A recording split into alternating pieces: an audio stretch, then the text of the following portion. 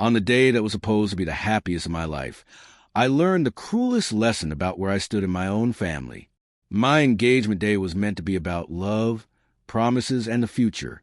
Instead, it became the day I realized I was disposable in the eyes of those I had trusted the most.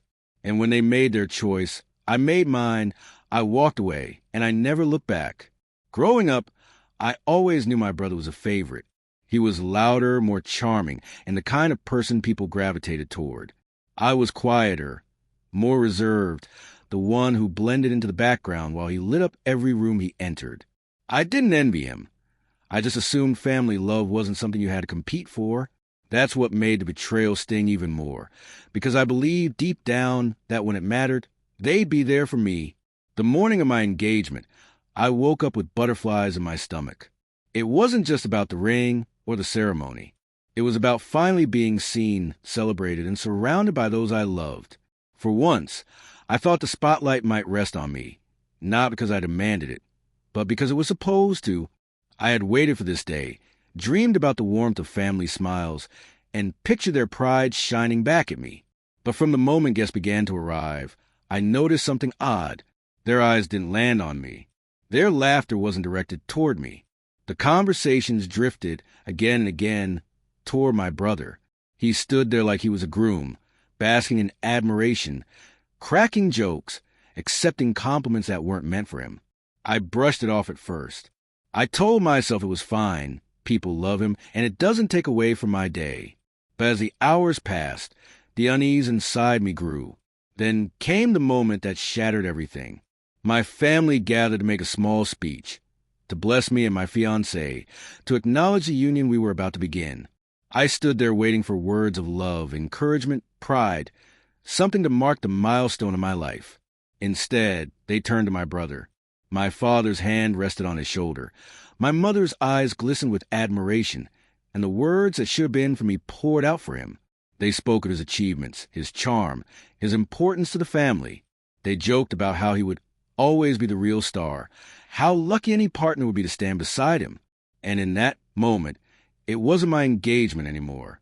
It was his show, his stage, his celebration, on the very day that was supposed to belong to me. I looked around, searching for someone, anyone, to notice the absurdity of what was happening. But the guests laughed along, clapped, nodded as if this was perfectly natural. Even my fiancée sat frozen, unsure what to say, unwilling to interrupt. And that silence was louder than any applause. A knot formed in my chest as I stood there, invisible in plain sight. I had never felt smaller, more erased, more unnecessary in the presence of my own blood. And in that instant, something inside me broke. Not a scream, not a dramatic outburst, just a quiet snapping of the last thread tying me to people who had never truly seen me.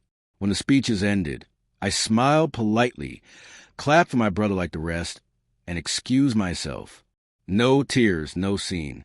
Just a decision forming in the silence of my heart. I realized that if my family could reduce my engagement into another showcase for him, then nothing I ever achieved would matter. No accomplishment, no milestone, no joy of mine would ever stand on its own.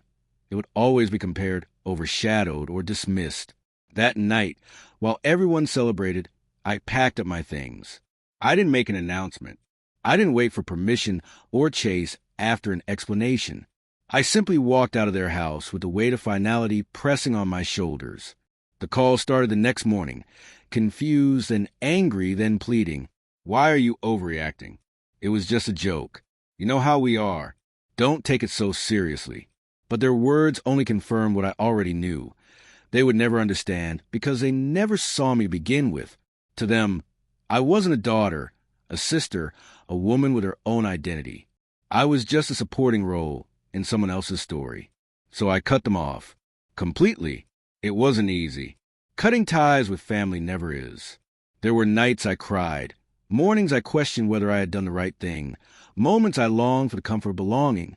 But then I remembered the truth of that day, the way they looked right past me, the way they celebrated him while I disappeared. And every time a doubt crept in, that memory steadied me like a blade pressed against my skin, sharp and undeniable. I chose myself that day. For once, I wasn't a shadow. For once, I wasn't the afterthought. I was the person who finally decided enough was enough. And though I lost a family, I gained something far more precious. My dignity, my self-respect, and the quiet strength of knowing I would never again stand in a room where I was invisible.